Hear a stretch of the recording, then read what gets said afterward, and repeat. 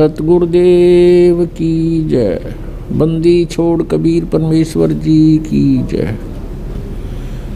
बंदी छोड़ गरीबदास जी महाराज जी की जय।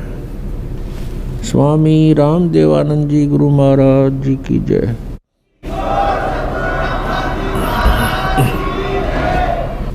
गरीब नमो नमो सतपुरुष को नमस्कार गुरु की नहीं। सुर नर मुनि जन साधुओं संतों सर्वस्ती नहीं। सतगुरु साहेब संत सब डंडो तुम प्रणाम। आगे पीछे मध्य हुए तिनको जा कुर्बान। नराकार निर्विषम काल जाल वैवंदनम निर्लेपम निज निर्गुणम।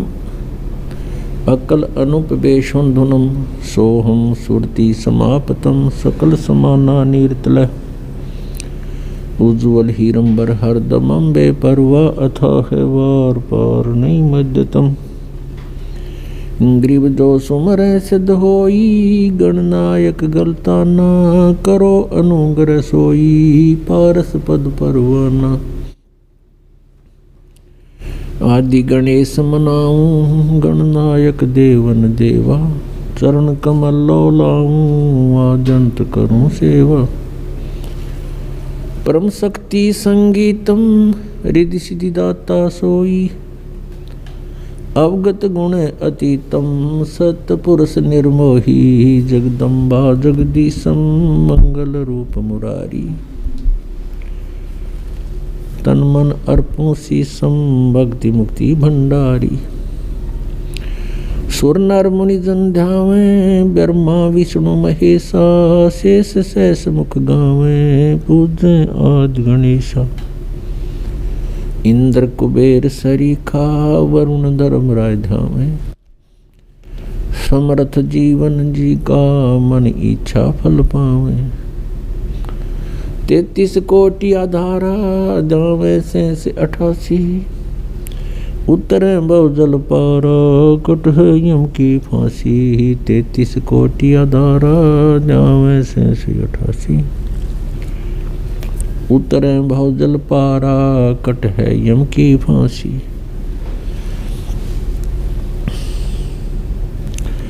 कर जोरूं विनती करूं धरूं चरण पर शीसे।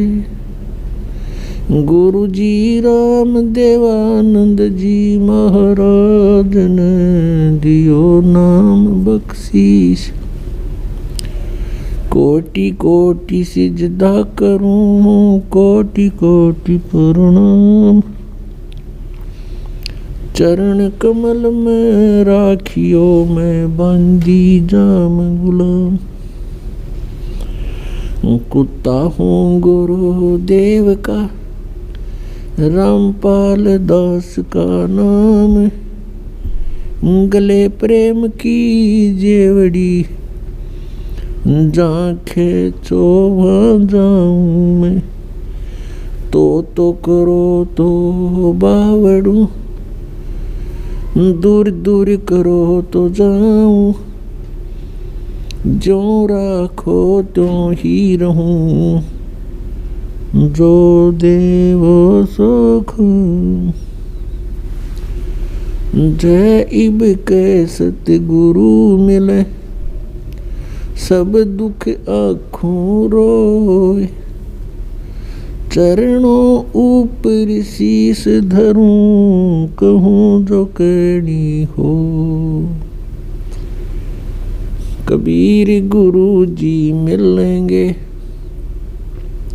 पूछेंगे कुशलात। आदि अंत की सब कहूँ अपने दिल की बात। गुरु जी तुम ना भूलियो चाहे लाख लोग मिल जाएं।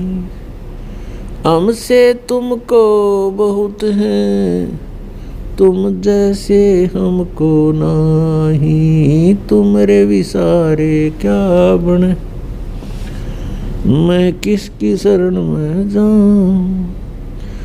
शिव बिरंच मुनि नारद तिनके हृदय न समाऊं। अवगुण किए तो बहुत किए, करत न मानी और बावे बंदा बख्श दियो, बावे गर्दन उतार। अवगुण मेरे बाप जी बख्शो गरीब नवाज, जो मैं पूत कुपूत हूँ बोहर पिता को लाज। मैं अपराधी जन्म का नकसिक भरे विकार, तुम दाता दुख भंजना मेरी करो संवार। सूरत करो मम साइया, हम हैं भव जल माही। आप ही बह जावांगे जो तुम न पकड़ोगे बाँ। बंदी छोड़ दयाल जी, तुम तक हमारी दौड़े। जैसे काग जहाज को सुहजत और न ठोरी। परमपिता परमात्मा पूर्ण ब्रह्म सर्व सृष्टि रचनहार कुल मालिक कबीर परमेश्वर जी हम सभी आत्माओं के पिता हैं। जितने भी यहाँ 21 ब्रह्मांड के अंदर आत्माएं हैं, ये सभी उस परमेश्वर कबीर जी की आत्माएं हैं। अब यहाँ हम काल के लोक में रह रहे हैं। इस काल के लोक में प्राणी सुखी नहीं हो सकता, और हम यहाँ सुख की खोज कर रहे हैं। जिसके पास धन नहीं है वो चाहता है कि मैं धनवान हो जाऊं, सुखी हो जाऊंगा। जिसके पास संतान नहीं है वो सोचता है मुझे संतान प्राप्ति हो जावे, मैं सुखी हो जाऊंगा। कोई रोगी है वो ये सोचता है मैं स्वस्थ हो जाऊं फिर मैं सुखी हो जाऊंगा। कोई धनवान है वो ये सोचता है कि सुख तो इन राजा लोगों को होगा, और राजा लोग सोचते हैं कि सुख तो स्वर्ग में होगा। स्वर्ग के देवता इंद्र राजा जो हैं वो सोचते हैं कि सुख तो ब्रह्मा विष्णु महेश को होगा, हमें सुख नहीं। और ब्रह्मा विष्णु महेश को सुख बिल्कुल नहीं। उदाहरणार्थ जैसे भगवान श्री विष्णु जी के अवतार श्री रामचंद्र जी राजा दशरथ के घर जन्म लेकर के अयोध्या में प्रकट हुए। उनका फिर विवाह हुआ, विवाह होते ही वनवास हुआ। वनवास से उनकी धर्मपत्नी का अपहरण हुआ, फिर युद्ध हुआ। 12 वर्ष तक युद्ध हुआ। युद्ध तो 2-4 मिनट घंटे का बहुत हो जाता है। उसके पश्चात रावण का वध करके सीता जी को घर ले आए। कुछ ही दिनों के बाद, कुछ वर्षों के उपरांत किसी के व्यंग से सीता जी का परित्याग कर दिया, अपनी धर्मपत्नी का जो गर्भवती थी। स्वयं कहीं रहे, संतान कहीं रही। तो इससे सिद्ध है कि उस विष्णु जी को भी यहाँ सुख नाम की चीज नहीं।